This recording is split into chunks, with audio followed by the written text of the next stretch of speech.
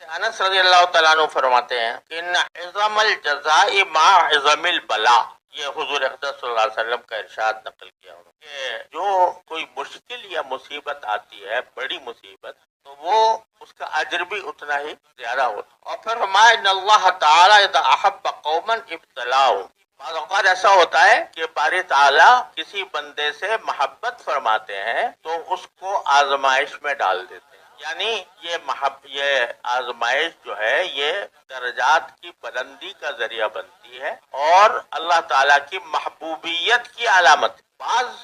دلائل سے یہ معلوم ہوتا ہے کہ بھئی مصیبت جو آتی ہے انسان کے اوپر وہ اس کے گناہ کی وجہ سے ما اصابکم من مصیبت فبما کسبت ایدیکم، قرآن شریف میں فرمایا تمہیں جو بھی مصیبت آتی ہے وہ تمہارے اپنے اعمال کی وجہ سے آتی ہے۔ تو بہت سی مصیبتیں اللہ بچائے اس لیے آتی ہیں کہ ہم کسی بدعملی میں مبتلا ہوتے ہیں۔